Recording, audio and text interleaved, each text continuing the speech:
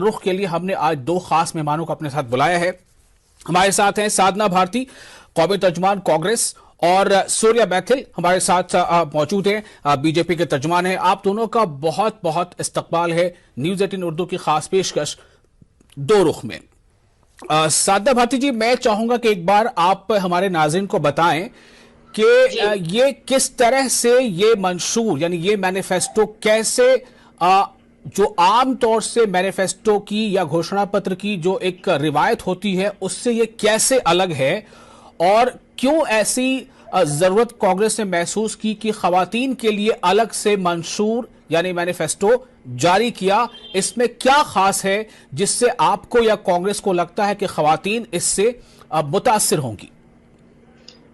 जी, धन्यवाद आजम जी। देखिए, सबसे पहली बात तो क्योंकि मैं खुद 2.5 वर्ष की उम्र से जब से बोलना शुरू किया मैंने, अब तो मुझे 24 वर्ष से ज्यादा हो गए, मैंने खुद महिलाओं के प्रति जो कुरीतियां समाज में उनके खिलाफ एक बड़ा आंदोलन छेड़ा, हमेशा से उसके लिए आवाज उठाई। और आज बहुत खुशी होती है जब कांग्रेस पार्टी ने, और ये बात मैं कांग्रेस की राष्ट्रीय प्रवक्ता होने के नाते ही कह रही हूँ कि कांग्रेस पार्टी ने, देखिए, प्रियंका गांधी जी ने एक बड़ा काम किया कि सबसे पहले तो 40% टिकट महिलाओं को देने की बात कही, जबकि वो चाहती थी कि 50% हम दें, क्योंकि आबादी भी 50% है महिलाओं की। तो जब 50% है तो हम चाहते थे कि 50% दें, लेकिन उन्होंने 40% की बात को आगे रखा सबसे डिस्कशन करने के बाद, और हमने 40% महिलाओं को टिकट देने की बात की, जो कि एक बहुत बड़ी बात है। अभी तक किसी पार्टी ने इतना बड़ा कदम उठाने का काम नहीं किया।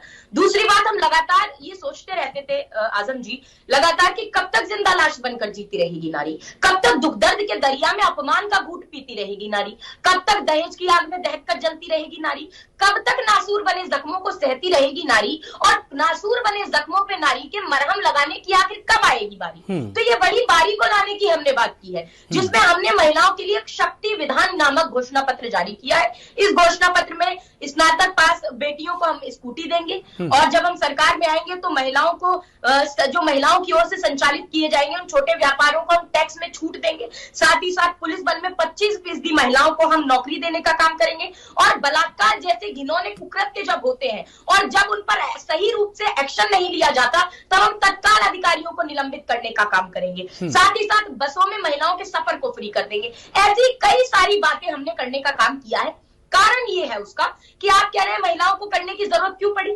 महिलाओं के लिए स्पेशल घोषणा पत्र जारी करने की आवश्यकता इसलिए जान पड़ती है, कारण है कि भाजपा ने जिस तरह से कुशासन चलाया उत्तर प्रदेश में विगत जो 5 वर्ष पूरे होने जा रहे हैं, मैं आपको बता देती हूँ।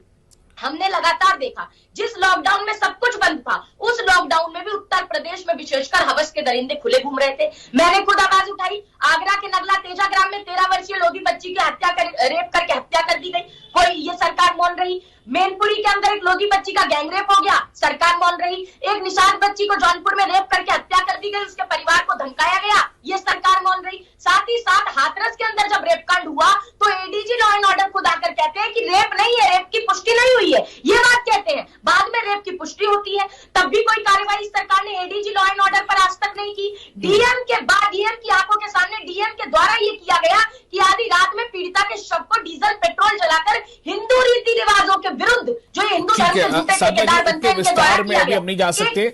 ये जो खास ऐलान है इस पर आज हम बात कर रहे हैं कि इसमें क्या अलग है, ये आपने पहला अपना रिएक्शन दे दिया है। अब मैं रुख करूंगा बीजेपी के हमारे जो पैनलिस्ट हैं, सूर्या मैथिल जी।